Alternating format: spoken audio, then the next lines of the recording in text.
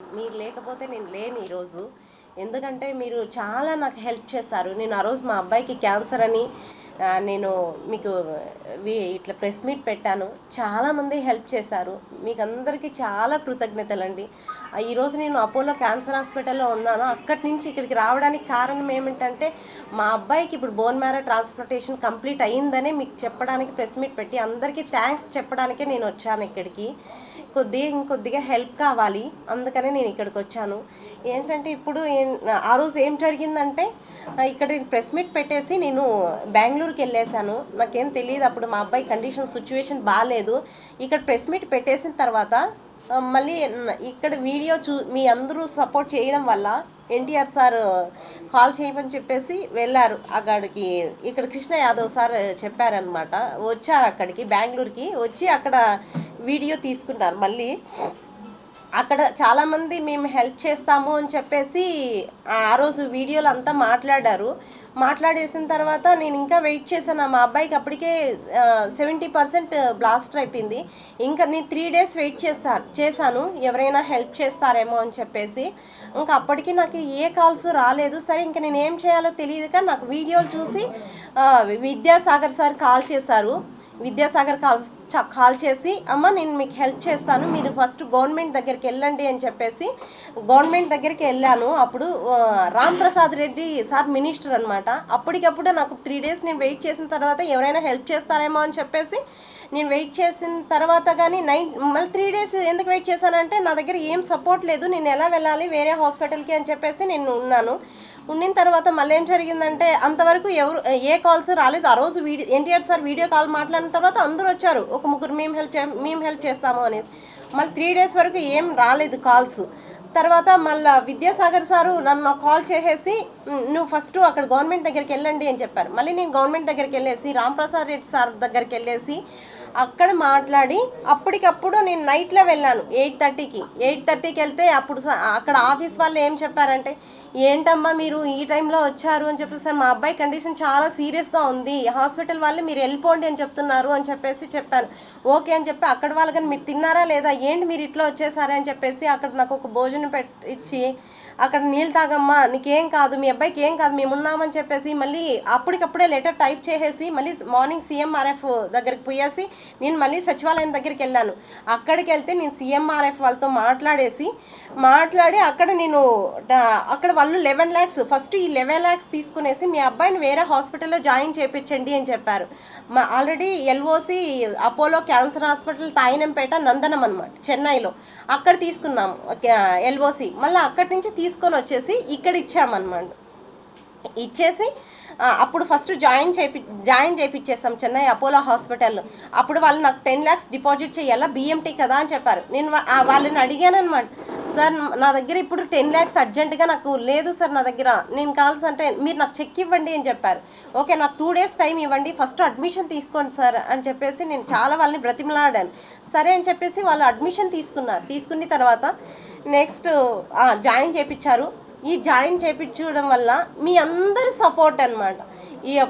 అదే నాకు ఎన్టీఆర్ సార్తో Krishna Yadav sir, next Vidyasagar sir, minister sir, next అందరూ నాకు ఫోన్పే చేశారు. చాలామంది నాకు తెలియదు కానీ నాకు తెలిసిన వాళ్ళ పేర్లు చెప్పాను. TTD వాళ్ళు నాకు చాలా సపోర్ట్ చేశారు. మా హస్బెండ్ TTDలో కాంట్రాక్ట్ బేసిక్ మీద డ్రైవర్గా వర్క్ చేస్తాడు.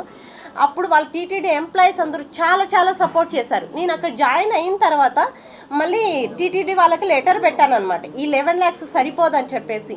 సరిపోకపోతే సార్ ఈ 11 lakhs సరిపోదు, 40 lakhs ఇచ్చారు సార్ వాళ్ళు అని చెప్పేసి. తర్వాత వాళ్ళు TTD వాళ్ళు ఓకే అని చెప్పేసి ఇచ్చారనమాట అమౌంట్. అందరికీ చాలా కృతజ్ఞతలు అండి. మీరందరూ లేకపోతే నేను లేను ఈరోజు. ఆ అబ్బాయి హెల్త్ కండిషన్ చాలా బాగుంది. బోన్ మ్యారో ట్రాన్స్ప్లాంటేషన్ కంప్లీట్ అయ్యింది. ఇప్పుడు మీ అందరి సపోర్ట్ వల్ల ఇప్పుడు హాస్పిటల్లో ఏం జరిగిందంటే 20 lakhs అనేది కావాలి. ఆ 20 lakhs అంటే ఇంకా 20 lakhs కడితేనే మేము ఇస్తామని చెప్తున్నారు. ఎందుకంటే చాలా హై అమౌంట్ అండి. ఈరోజు బిల్లు నేను చూశాను. నిన్నటికి నేను నైటే వచ్చాను. ఈరోజు నిన్న బిల్ వచ్చేసి 77 lakhs అయింది. నేను చెప్పాను మేము ఇంత కట్టుకోలేమండి, మేము చాలా పేదవాళ్ళము, మా గవర్నమెంట్ హెల్ప్ చేస్తేనే, గవర్నమెంట్ టీటీడీ ఇంకా అందరూ ఫోన్పేలు వేసి హెల్ప్ చేసిన దానివల్లనే మేము ఇక్కడ హాస్పిటల్కి వచ్చాము, నేను అంత కట్టుకోలేను అని చెప్పి వాళ్ళకి చెప్పాను. చెప్తే అట్లీస్ట్ మీరు 20 lakhs అన్నా కట్టండి అని చెప్పారు. మేడం మేము అది కానీ కట్టలేము అని చెప్తే, లేదండి మీ అబ్బాయి సివియర్ కండిషన్ నుంచి అంటే 90% బ్లాస్ట్ అయినప్పటి నుంచి మేము ఇప్పుడు క్యాన్సర్ లేకన్నా ఏం లేకన్నా వాళ్ళ ఫాదర్ సెల్స్ ఎక్కించి ఇంత చేశాం కదా, అట్లీస్ట్ ఏదైనా 20 lakhs మీరు ఇవ్వండి, లేకపోతే మేము డిశ్చార్జ్ ఇవ్వము అని చెప్పారు. ఇప్పుడు 10 days అటు నుంచి మెడిసిన్స్ మేమే వాళ్ళ మెడిసిన్స్ అంతా ఆఫ్ చేసేస్తారు. ఎవ్రీడే బ్లడ్ ప్లేట్లెట్స్ ఎక్కించాలి. ప్లేట్లెట్స్ వచ్చి 12,000 అవుతుంది, బ్లడ్ వచ్చి 8,000 అనమాట. ఇప్పటికి 64 యూనిట్స్ ఎక్కించాము.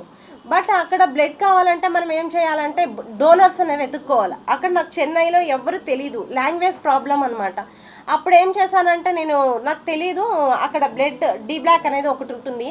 అక్కడికి వెళ్ళేసిన తర్వాత అక్కడ చాలామంది బ్లడ్ ఇవ్వడానికి వస్తూ ఉంటారు. వచ్చినప్పుడు నాకు అంటే ఇంగ్లీష్ వచ్చు కాబట్టి ఇంగ్లీష్లో వాళ్ళతో మాట్లాడి, ప్లీజ్ అండి మా అబ్బాయికి ఇలా ఉంది, ఇక్కడ వీళ్ళు బ్లడ్ ఇవ్వని అంటున్నారు, అమౌంట్ పెట్టుకున్నా కానీ మీరు ఎవరైనా హెల్ప్ చేయండి అని అంటే ఒకరిని నేను అడుక్కుంటాను, ప్లీజ్ అండి హెల్ప్ చేయండి మా అబ్బాయికి ఇలా క్యాన్సర్ వచ్చింది, ఇక్కడ ఏ బ్లాక్లో ఉన్నాము అని చెప్పేసి. తర్వాత వాళ్ళు ఇంకొకరికి అట్లా చాలామంది హెల్ప్ చేశారు. ఇప్పుడు 64 యూనిట్స్ అలాగే నాకు హెల్ప్ చేశారనమాట చెన్నైలో, ఒకరినొకరు అట్లా చేసి. నెక్స్ట్ ప్లేట్లెట్స్ ఇవంతా వాళ్ళు హెల్ప్ చేశారు. అంటే మళ్ళీ నెక్స్ట్ సాయిరామ్ ట్రస్ట్ వాళ్ళకి కానీ థ్యాంక్స్ అండి, ఎందుకంటే బ్లడ్ వాళ్ళు డొనేషన్ చేశారు. నెక్స్ట్ సాయిరామ్ ట్రస్ట్, ఇంకా ఎన్జిఓస్ అనమాట. వాళ్ళు మా అబ్బాయికి ఒకరోజు 1,60,000 మెడిసిన్, ఈ 10 days మెడిసిన్ ఆపేశారు, హాస్పిటల్లో ఇవ్వలేదు. నా దగ్గర అమౌంట్ ఎంత ఉన్నిందంటే కొద్దిగా ఒక 5-6 lakhs ఉంటే అట్లంతా అడ్జస్ట్మెంట్ చేశాను. వాళ్ళు మెడిసిన్ ఇవ్వలేదు కాబట్టి. నెక్స్ట్ ఎన్జిఓస్ వాళ్ళు ఏం చేశారంటే ఒక రోజుకి ఒకరు ఎన్జిఓస్ ఇస్తారనమాట. ఆ అబ్బాయికి మెడిసిన్ ఆపకూడదు అని చెప్పేసి ఆ మెడిసిన్స్ అంటే అవి తెచ్చిస్తారు మనకి. ఒక రోజుకి బిల్లుకి మేము పే చేస్తాము ఆ అబ్బాయికి అని చెప్పేసి అంటే హై అమౌంట్ ఇవన్నీ వాళ్ళు ఇచ్చారు. ఒకరోజు 3 days ఎన్జిఓస్ ఇచ్చారనమాట మాకు. నెక్స్ట్ నేను కొనుక్కున్నాను అనమాట బ్లడ్ ప్లేట్లెట్స్. ఇప్పుడు 10 days అటు నుంచి వాళ్ళు మెడిసిన్ ఆపేశారు కాబట్టి అన్నీ నేనే కొనుక్కుంటానా, నేనే చేస్తున్నా.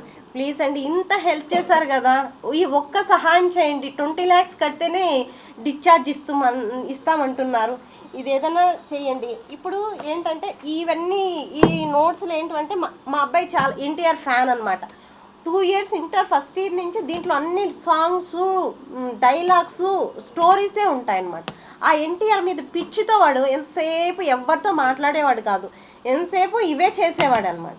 ఏంటి స్టోరీస్, ఈ బుక్స్ అన్నీ చూడండి, ఇవన్నీ సాంగ్సే, ఇవన్నీ డైలాగ్స్, ఇవంతా స్టోరీ. నేను ఒక సినిమా తీయాలి ఇలా ఉండేవాడు.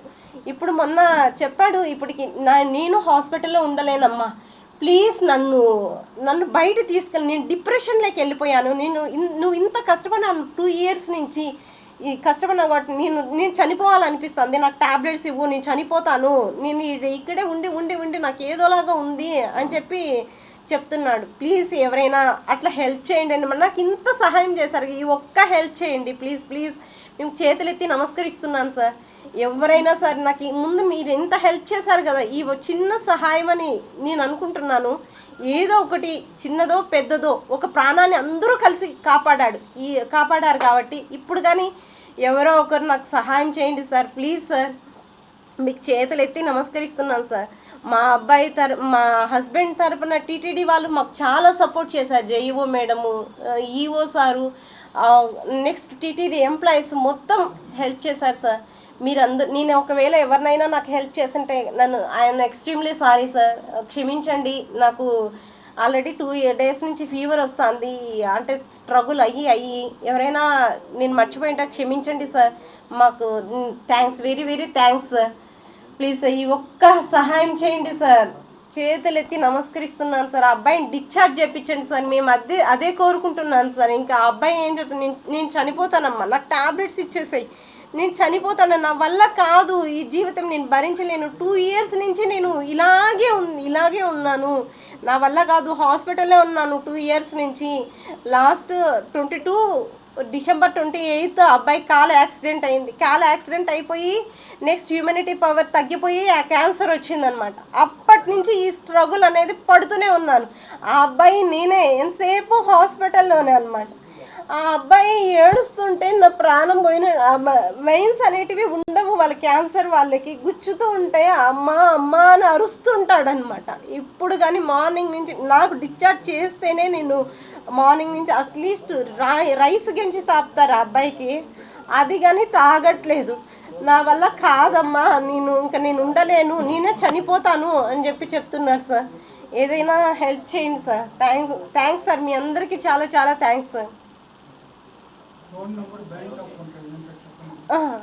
Phone number 9490829381, PhonePe, Google pay. మా హస్బెండ్ వచ్చి 9676330518.